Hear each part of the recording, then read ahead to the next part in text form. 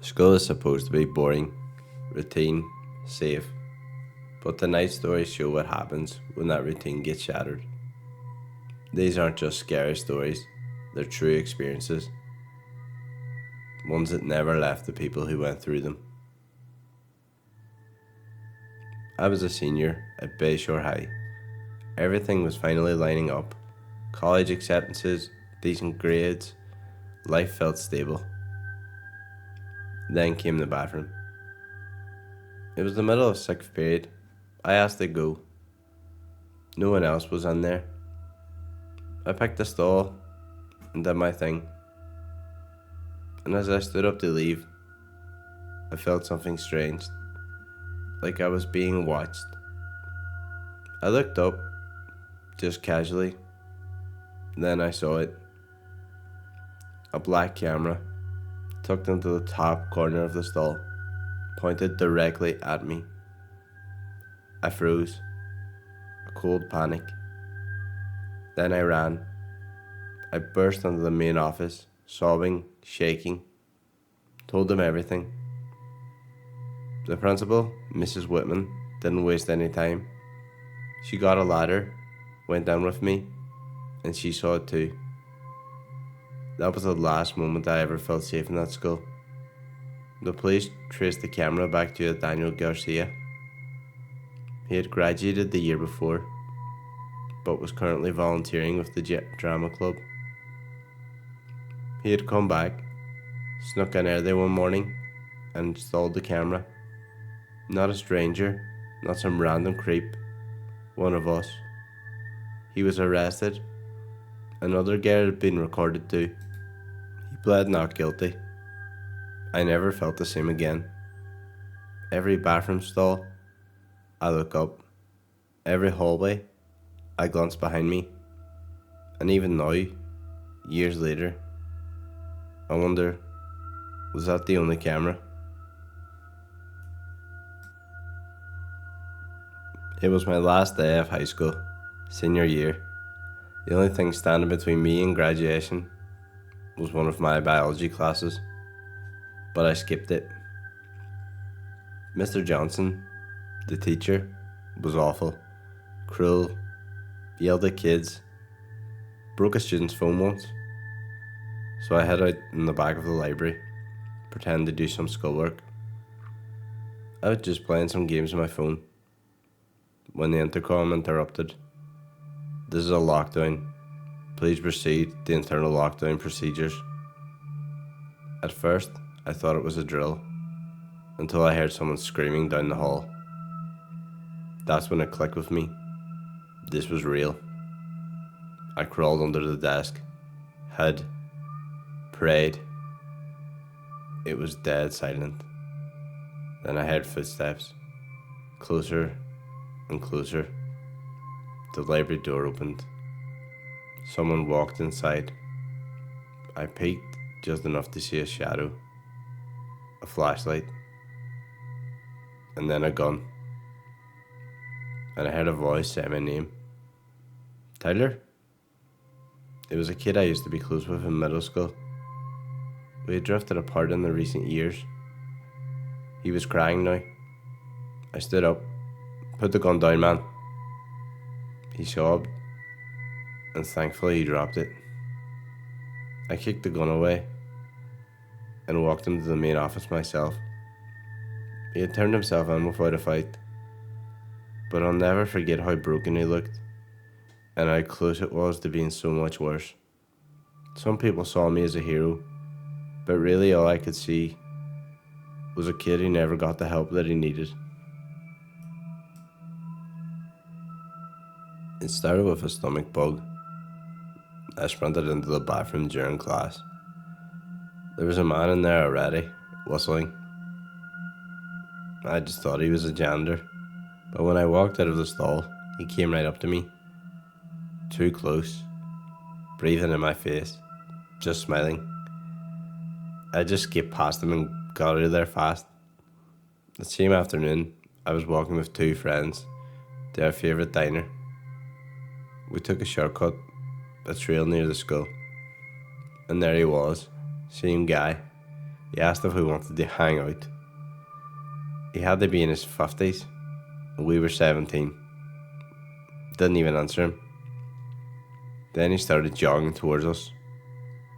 We noticed something just in his right hand. It was a knife. We ran until we eventually lost him. The next day we reported it. The school had no idea who he was. Of course he wasn't a janitor. I'd be surprised if he was ever even employed. In the recent weeks, we had found out that he was a convicted sex offender, pretending to be school staff. No one had even noticed. Not until we ran into him outside. It still makes me sick to think how long he might have been wandering those halls, just smiling and waiting to find his next victim. It was supposed to be a normal semester.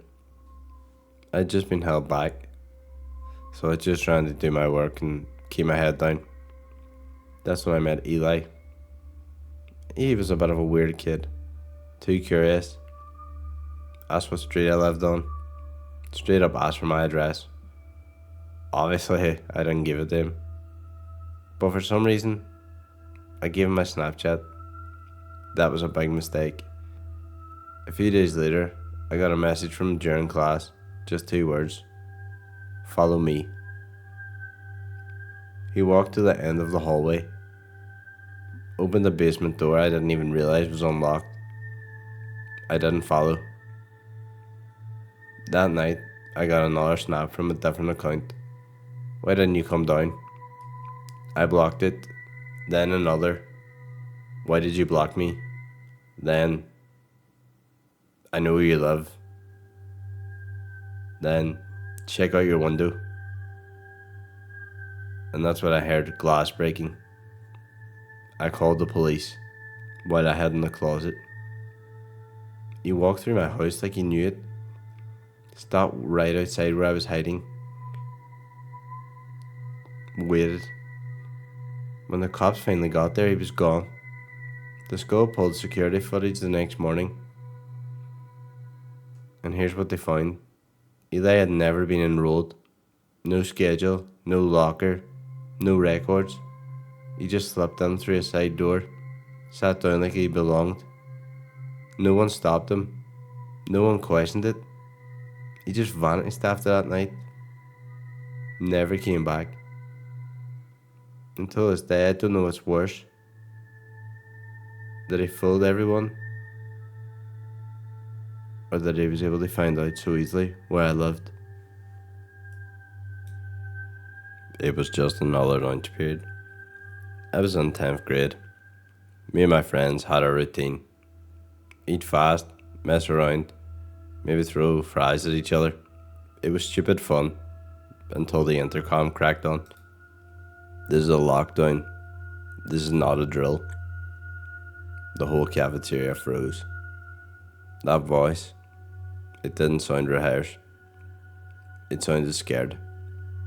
Usually they warn us ahead of time if there's a drill. Today, nothing. Then the power went out. That's when my friends decided to do something insanely dumb. They thought it'd be funny to sneak out of the cafeteria and explore. Honestly, I don't even know why I followed. Stupidity. But I went with them. We split up.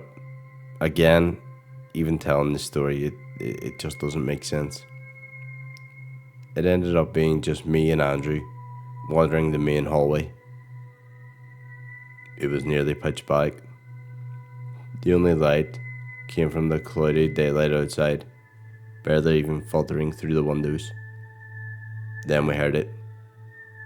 3 gunshots.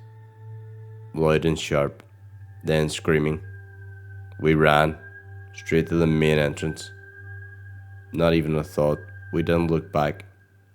We knew we weren't supposed to be out of the lockdown zones, but the idea of hiding in a classroom felt even worse.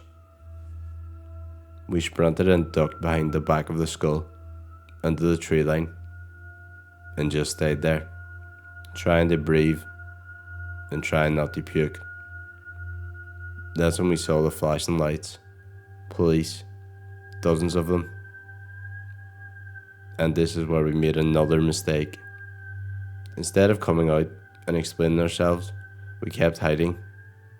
We were afraid we were going to get in trouble for leaving the school during the lockdown, so we decided to stay quiet. But then 2 officers found us behind the trees, and the second they saw me, they detained me. Handcuffed, slammed down, didn't even ask questions. I was face down in the grass, shaking, shouting that I was just a student. And I'll never forget what the next cop said. "That's him. That's the kid. He matches the description exactly."